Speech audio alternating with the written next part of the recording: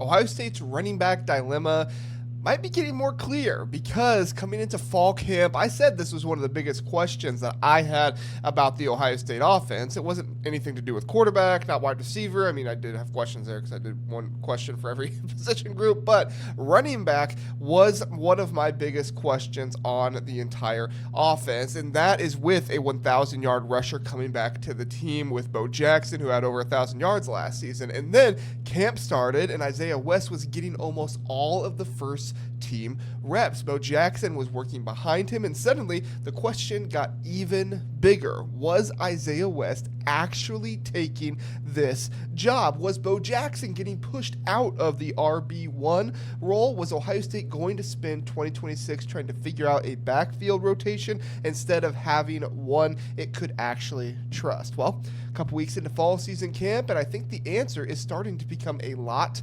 clearer. And more importantly, I think I have underestimated what this room could become in some ways, because Bo Jackson has really responded. He's been receiving a lot of hype. His ability at the second level has improved. Isaiah West has a physical difference to himself. He's healthy now. He's playing much more at his level with his own physicality and health, and we're hearing mostly about how important that is and how big that is for the team. And then Jacoby Jackson is giving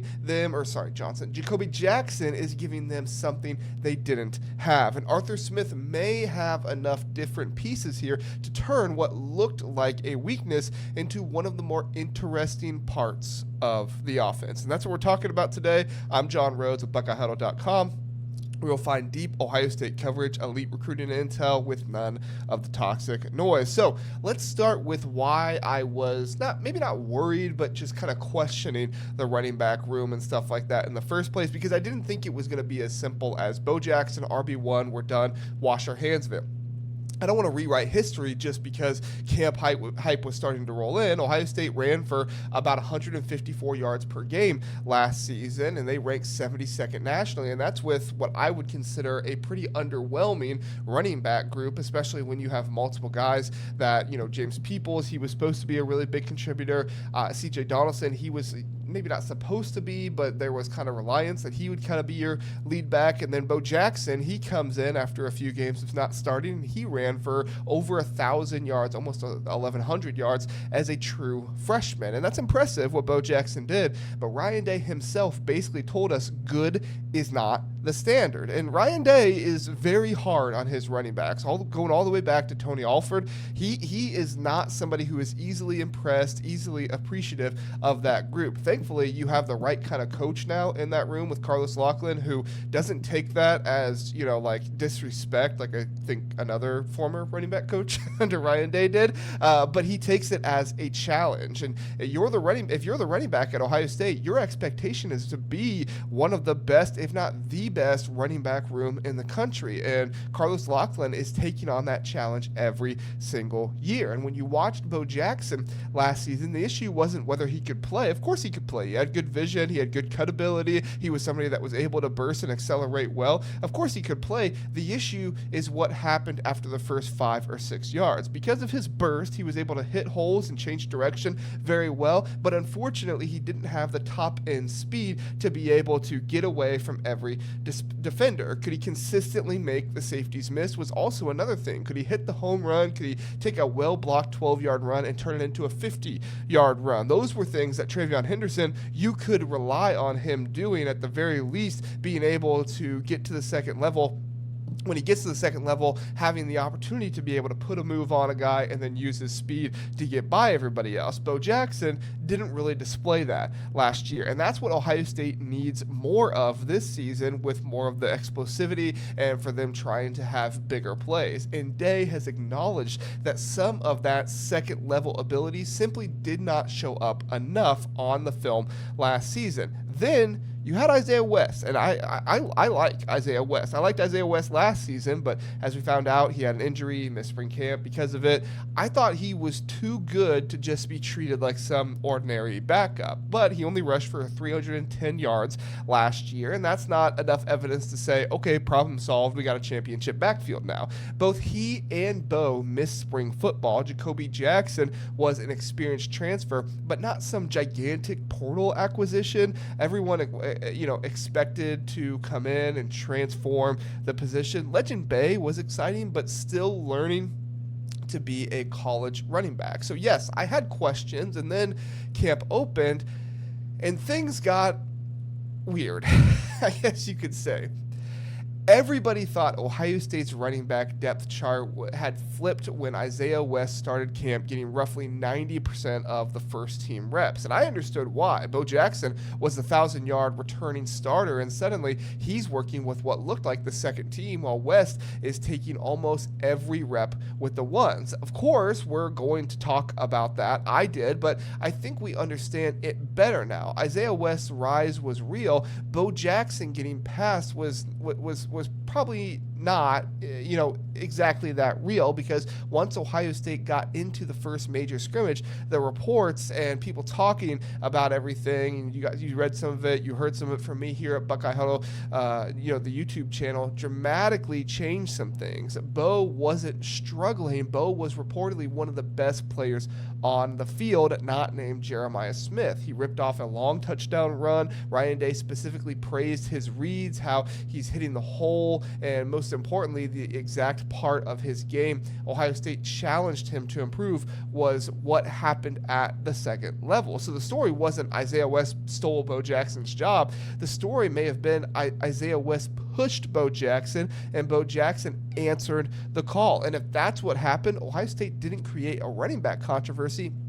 It may have created a much better running back room, which we're learning Ryan Day is seemingly going to continue to do in his press conferences, is call out not necessarily players by name in a disrespectful way, but call out what needs to happen, call out the dudes on the team that need to step up. He's also going to give them recognition when it's earned, and that's where my opinion started changing, because there's an important difference between somebody winning a position battle because the other guy isn't performing and somebody creating competition that forces the other guy to elevate. I think we are seeing that one where Isaiah West is doing so well, he is pushing Bo Jackson to elevate his game. Bo's camp has been really, really encouraging, even though he wasn't getting the first team reps at the beginning of camp. Ryan Day said his reads are better, said he's hitting the hole better, he's doing more when he gets to the second level, and Day's wording there matters because that's exactly what Ohio State wanted to fix. Run through a guy, run around a guy, make him miss, do something with the defender so that way he doesn't get his hands on you and take you down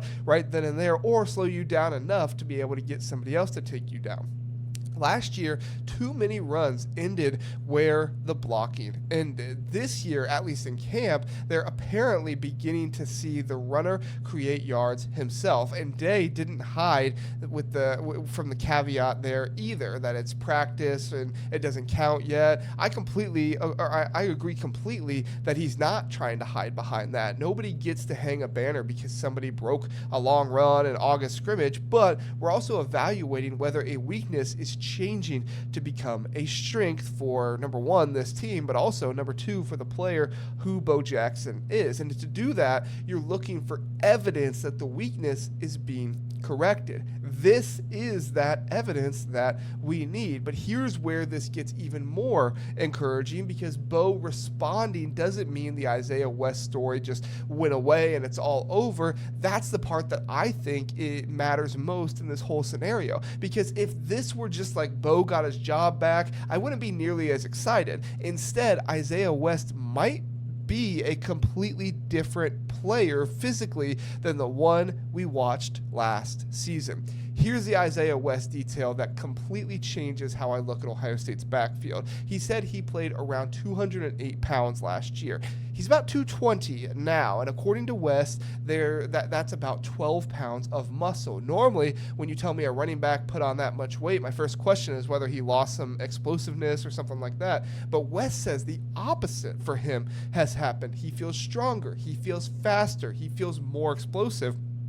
And there's another piece of this we've probably underestimated, or at least maybe I have underestimated, that West had been recovering from the serious injury he suffered before Ohio State. Then he had the shoulder issue. Now he's more than a year removed from that original recovery process, and he's openly admitted that looking back, he probably wasn't entirely himself physically before. Now, you and I, could figure that out, but it does mean something coming from his own mouth. Now he says he feels like himself again.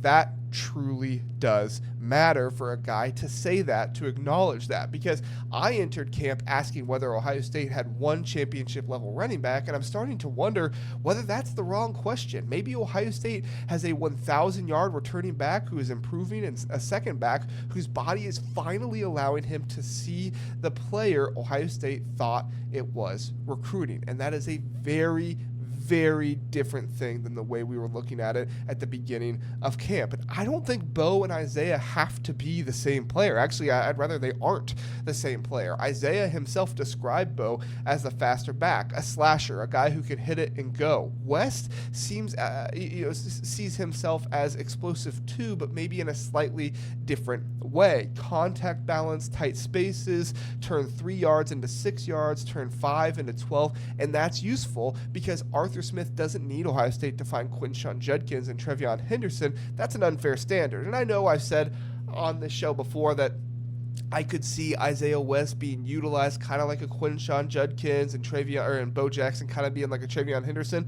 I don't think we're going to see that snap count differential between those two guys, but I definitely do think that you can see the reliable, yard-getting guy that Isaiah West is, similar to what we saw out of Quinshon Judkins. Not all the physical stuff. Neither of these guys is Trevion Henderson or anything like that, but Quinshon Judkins was such a reliable runner who was able to get you yards, who was able to run hard, have good vision, and block for you. And I do think if they run Julian Sayin some more than this year, then I do think you're going to see a guy like Isaiah West be willing to get up and block a whole lot more for Julian Sayin, the quarterback, whoever you have running the ball. Because that is what I've seen from Quinshon Judkins and Trevion Henderson in some ways, and I think that was the example of what Carlos Loughlin wants. Again, that, comparing them to these guys is an unfair standard. I'm not saying that they need to be this duo of running backs. What Isaiah West needs is enough quality to keep defenses from knowing what changes when the second back enters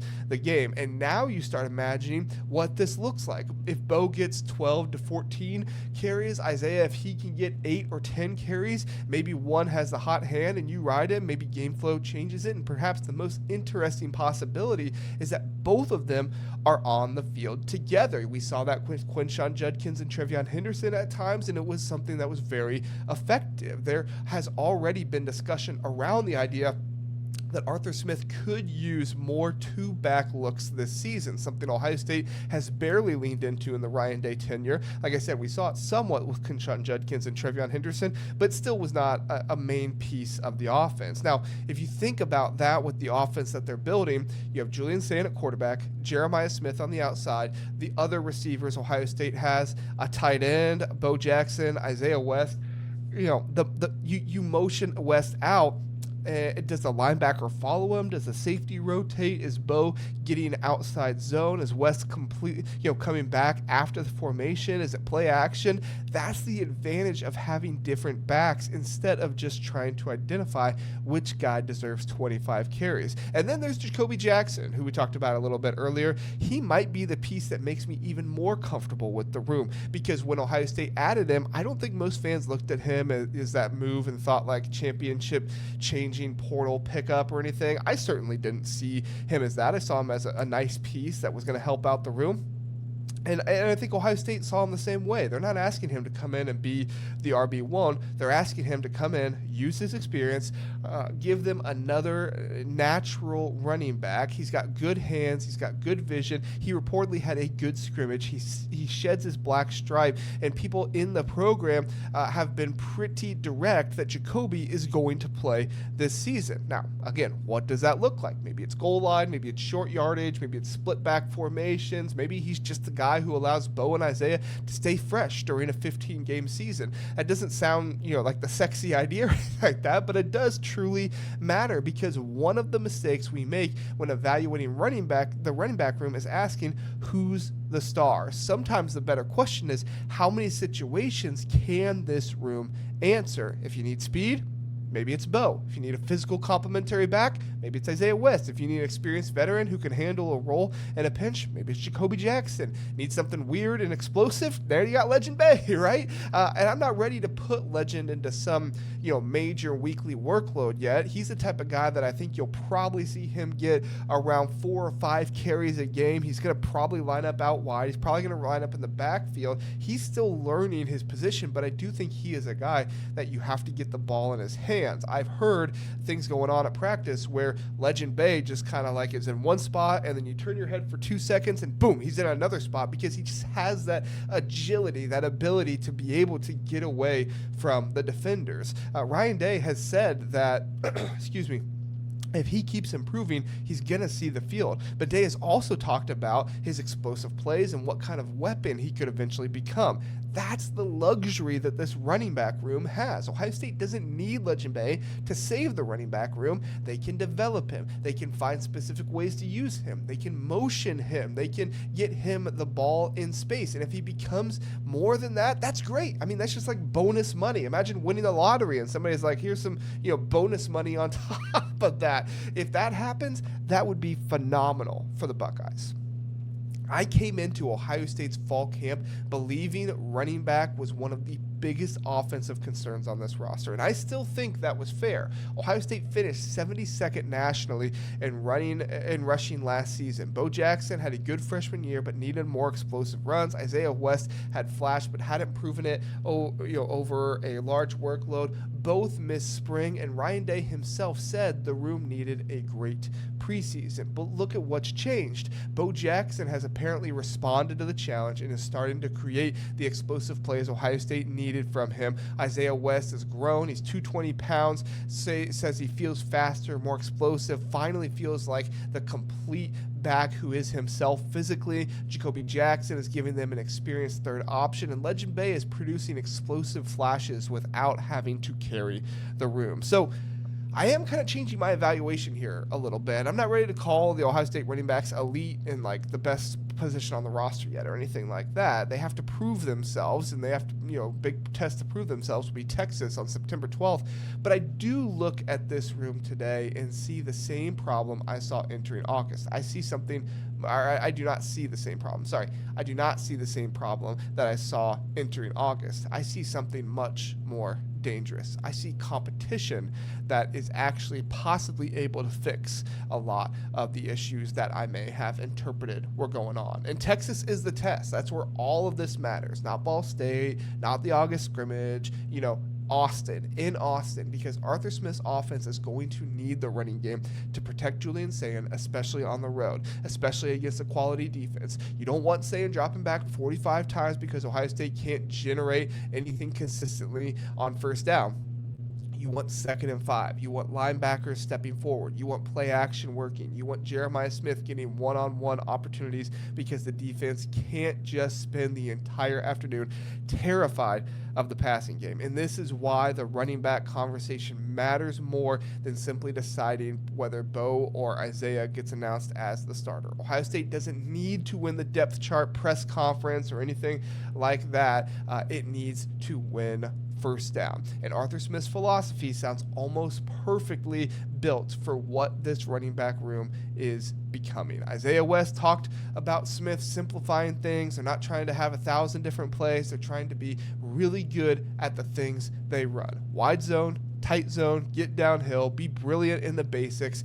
That's perfect if you've got multiple backs you trust. You don't have to reinvent the offense every time the personnel changes. Just run your stuff. Let the back skill set change how the offense has to deal with it. So where am I now? Well, I'm not declaring that Ohio State is the best running back room in college football. Again, that's not what I'm saying. I'm not saying that the concerns were bad or that, my question was not valid or anything like that. And I'm definitely not saying practice guarantees production in November. Actually, I think the concern was legitimate, and that's why the development is really interesting and such good news for Ohio State football. Ohio State knew what wasn't good enough last season. Ryan Day publicly challenged this room. Carlos Loughlin challenged Bo Jackson. Isaiah West pushed for the first team reps. Bo responded. West kept improving, and now Jacoby is looking like he is settling into whatever established role they have for him. And now, instead of wondering whether Ohio State has anybody it can trust, we're starting to debate how Arthur Smith gets all of these guys touches. That is a massive change. And if what we're seeing in August actually carries into September, the running back problem that we kind of saw before didn't disappear because everybody overreacted. It disappeared because the players have or may have fixed it. That's the difference. And for a team with national championship expectations, that could end up being one of the most important developments of the entire offseason. So tell me what you think. Has the running back room done enough for you to officially, not really have a concern about it? Do you still need to see it on the field? And when they go to Texas, how would you divide the carries between Bo Jackson and Isaiah West? So subscribe here for more big Buckeye analysis, football talk, everything like that. And I just do want to say one thing really fast before this episode ends. I made the video yesterday about the Texas misfortune with Trevor Gooseby and his injury. Looks like he could possibly play in the game against Ohio State, but even if he does, he has a bone bruise, and so that's going to provide him a lot of pain and stuff like that. And I titled it was a huge opportunity for Ohio State and, all this stuff and everything. I got some people on there saying in the comments that it was clickbait because it wasn't actually huge news and it didn't matter all that much.